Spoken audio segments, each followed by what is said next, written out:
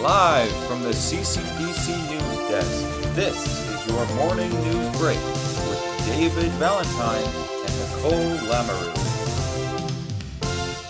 Thank you so much, and welcome to our Vancouver International Privacy and Security Summit audience. I'm Dave Valentine, and I'm joined today by my co-host, Nicole Lamoureux. Good morning, Vancouver. I sure do miss being in the same newsroom with you, Dave. It's been a while. It certainly has, but I am delighted that we get to still do this virtually and share our important security content with the world. And in today's headlines, we're seeing a surge in boom security incidents, the popular video teleconferencing software, which has been exploited by the 7 Feet hacking group to install malware. This could turn into a ransomware situation. Well, I have a fun fact for you about that, Dave. Did you know that about 1 in every 5 North Americans has dealt personally with a ransomware attack? Now, while the infection rates of ransomware appear to be dropping, half the victims are still paying the ransom, which doesn't guarantee they actually get their data back. Now, the average cost of downtime is actually 24 times higher than the average ransom payout. Now, I understand why they're paying them out, but like I said, no guarantee you get your data back if you do.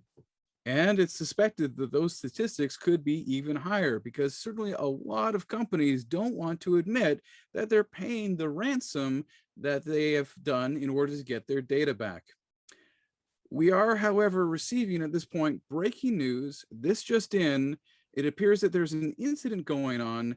We're receiving tweets to the CCDC newsroom in regards to something unfolding at the Hermont Hotel. Yes, we've received a direct tweet from one of the hotel guests, a Cyber Spider Kid 99. They've said, "We've just been told we cannot leave our hotel rooms. We've gotten word there was a power outage or possibly a flood. No phone service and no internet service. What the heck?" Well, it appears that there's something going on here, and our on-site reporter, Anthony Burgess, is heading over to the hotel right now. He will report back into us as soon as he has more information. We have some limited information thus far. We know that the hotel manager is Leon Silverstone, the CTO is Jackie Carter, the director of IT is Reedma Rouse, the front desk manager is Lane Myers, the senior analyst is Brendan Leach, and we've tried to make contact with all these new individuals, but for all intents and purposes, all communication seems shut down. We're not exactly sure of what is happening with the situation as it's currently unfolding, but please stay tuned for more updates. We will be right back after a quick word from our sponsors.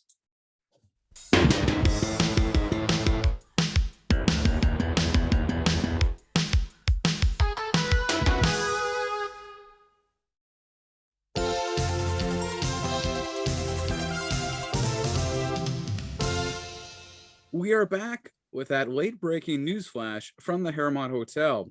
Our reporter Anthony Burgess is live at the scene. Anthony, can you hear us? Yeah, I can hear you guys. Hi, David. Hi, Nicole. I'm inside the lobby of the Hermont Hotel. I was able to gain secure access through a security guard.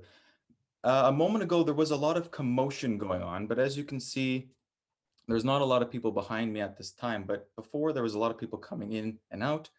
Really a little bit of a chaos situation happening. Not too many people know what's going on. We received a brief email message from one of the staff members, however, from the management team. They said that the hotel has in fact been hacked and that they had been held for a ransomware. Not sure how much at this time, but it is a significant amount. I will report back as soon as I can once I have more information. That was our reporter, Anthony Burgess, who is currently our lead reporter on the scene at the Hermont Hotel. Now, for those of you who are just tuning in, this is a late breaking news story. The Hermont Hotel has been hacked and is now being held for ransomware. Here is what our investigative news team has uncovered so far. The board of directors at the Hermont Hotel were threatened with a ransomware attack. They have hired 2 independent firms. The first is a skilled incident response team called HSPS Cybercops, and the second is a crisis management facilitator, Mr. William Green, from Interventus Global. Now, the incident response team has already been dispatched and has started their work. What we do know is that William Green is an experienced crisis negotiator who is actually specializing in the human side of technology ransomware attacks. He is personally responsible for leading the negotiation with the attackers. Now, both William and the IR team are accountable to the special committee that reports directly to the board of directors for the hotel. This just in, though, it seems like we have been able to secure an interview with David Dick, the director of HSPS CyberCops, the digital forensic investigations team that's been brought on to analyze the situation.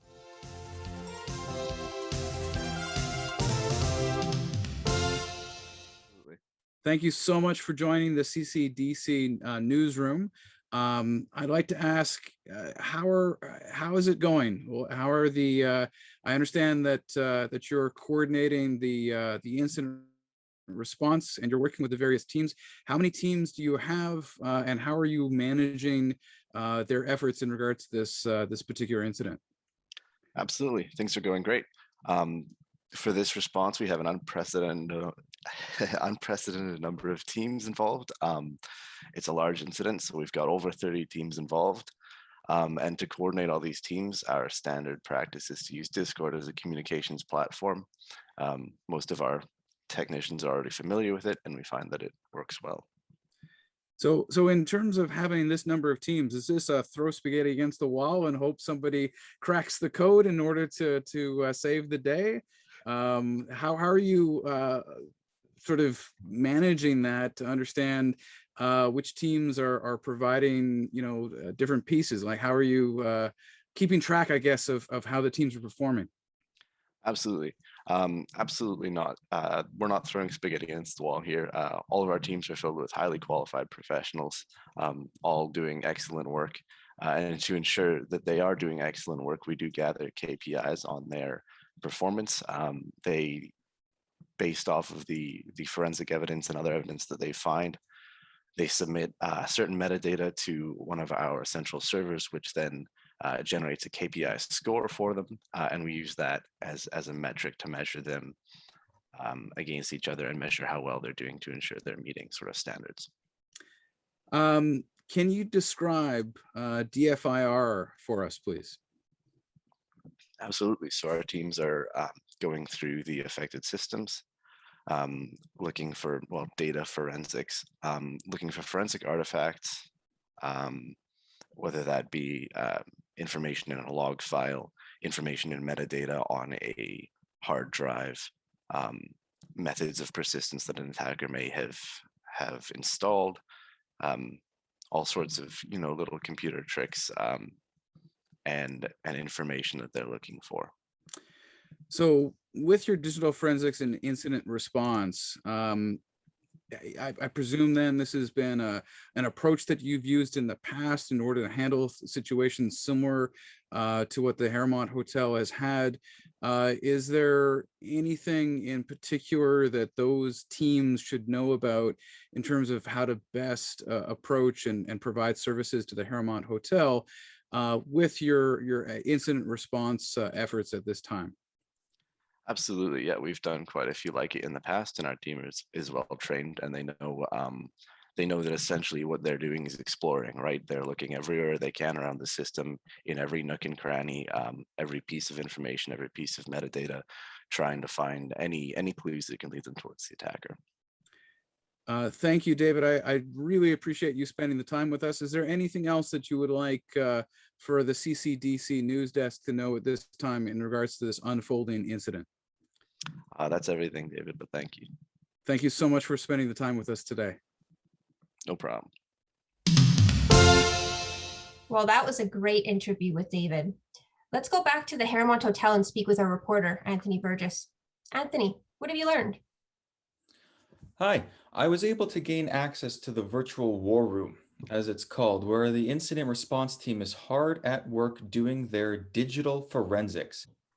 Thank you, Anthony. That's amazing that you were able to capture that information. How big is the incident response team and how many professionals are currently at the scene? There's a lot, David. From what I can tell, over 30 teams have been dispatched. That is quite a few teams. It looks like we have some teams from Louis Riel Arts and Technology Center, Burnaby South Secondary, Dakota Collegiate, Bev Facey Community High School, Centre Wellington DHS, Glenlawn Collegiate, CanU Canada, Killarney Manitoba Institute of Trades and Technology, New York Institute of Technology, Pembina Trails, Abbotsford School, Riverside Secondary, and University of Toronto in Mississauga. I have to say, this is certainly a much bigger story than we originally thought. Absolutely. Generally, this type of information is kept quite under wraps. So I've been absolutely happy and amazed that we've been able to bring so much information to you at this time.